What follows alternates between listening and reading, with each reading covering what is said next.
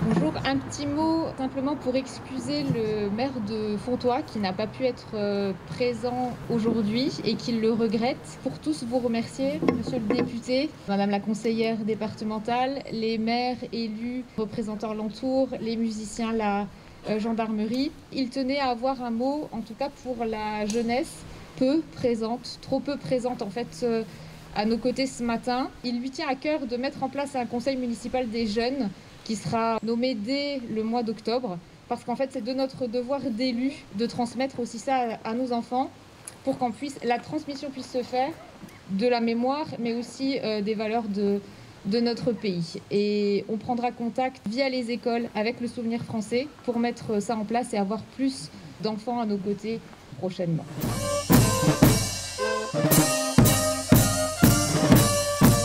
De la charte du Souvenir français. La France est le pays qui possède le plus de monuments, de stèles et de plaques. C'est aussi celui qui rend le plus volontiers hommage aux hommes tombés pour la liberté. Avec le temps et la disparition des générations de la guerre, ces lieux sont aujourd'hui en danger des sépultures familiales de mort pour la France. Tombent en déshérence et disparaissent le souvenir français. Conduit le combat quotidien de leur sauvegarde. Les cérémonies patriotiques, jadis si fréquentées, se sont clairsemées à chacun de ces rendez-vous. Le souvenir français honore la mémoire de nos morts par la présence de ses porte-drapeaux. 27 ans après sa création par Xavier Niel, le souvenir français reste fidèle à sa vocation et à sa triple mission. 1. Conserver la mémoire, fleurir les tombes, restaurer les monuments. 3. Transmettre le flambeau aux jeunes générations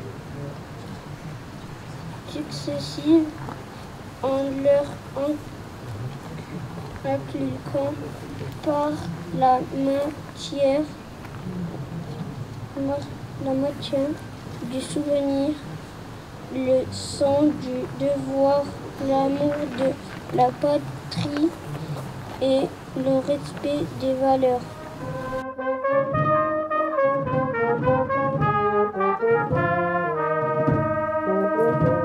Bonjour, je suis Alain Ciré, le dernier petit-fils de M. Victor Ciré, fusillé en 1914. Je viens à la cérémonie tous les ans pour rendre hommage à mon grand-père et puis à tous les fusillés, dont le curé de Gondrecourt-Aix qui a été fusillé en même temps. Et je suis là et j'avais demandé qu'il pose une plaque pour remettre les noms des fusillés parce qu'il n'y avait pas de plaque.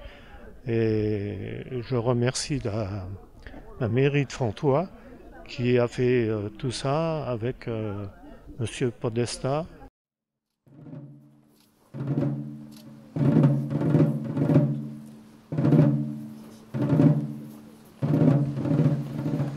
Énoncé des victimes.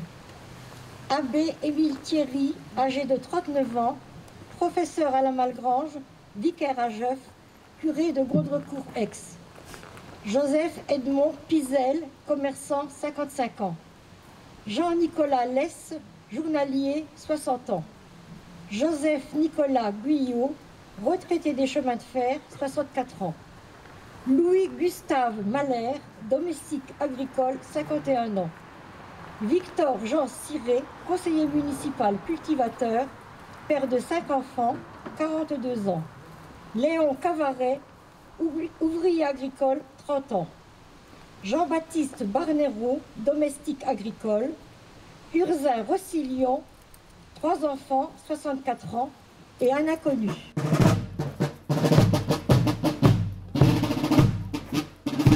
Dépôt de gerbes.